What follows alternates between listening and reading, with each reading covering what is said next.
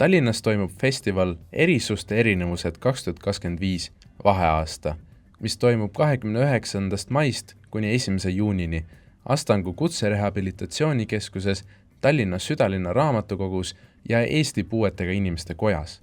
Festival keskendub kultuuri ligipääsetavusele ja erivajadustega inimeste kaasamisele etenduskunstidesse. See on äge festival, kus täna siis toimub avalöök Astangu keskuses ja otsitakse siis sellist ligipääsetavust erivajadustega inimestele, aga kultuurile ja elule nagu laiemalt. 29. mail arutati Astangul jätkusuutliku tööelu ja huvihariduse suhete üle erivajadustega inimeste elus. Astangu keskuses praegu siis toimub selline töötuba, kus me otsime selliseid tuleviku õppekavasid noortele. Erivajadustega noorte puhul või inimeste puhul võib-olla see täna kutsehariduses pakutav õppekavade arv on üsna nagu väike ja on piiritletud seal kokanduse või aianduse või rehvitehnikulaadse asjaga. Ja me näeme, et väga paljud sihtrühmadele ei ole pakkuda midagi. Eriti just näiteks sellistele noortele, kes on ratastoolis ja kellel ei ole võib-olla siis käeline koordinatsioon kõige tugevam. Meil siin Astangul on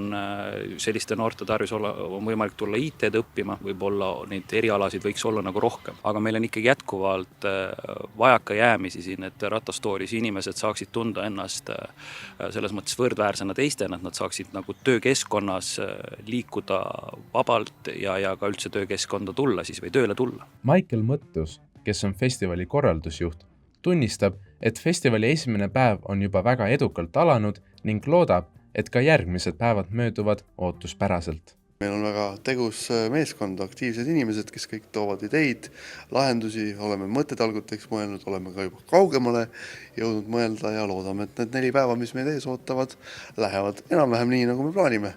Aga juba esimene päev on väga edukalt alanud ja meil on väga hea meel. Mõttuse sõnul on väga oluline, et erivajadustega inimesed oleksid aina rohkem ühiskonda kaasatud, et kõik saaksid võrdväärselt panustada. Lisaks siis etenduskunstidele võiks ka huvihariduses, tööelus ja muudes valdkondades ikkagi rohkem olla puudega inimesed kaasatud ja et puudega inimesed ise oleksid valmis osalema ning samuti ka siis see teine pool, mis võtaks nad vastu, et arvestaks nende erivajadustega, aga ka nende võimekuse ja võimalustega ja koos saaks sündida siis terviklikud toredad ideed, mille kaudu saab nii näitajakunstis kaasa lüüa, tööelus paremini osaleda, kui ühiskonnas üldiselt aktiivsemalt ikka ja järjepidevalt panustada.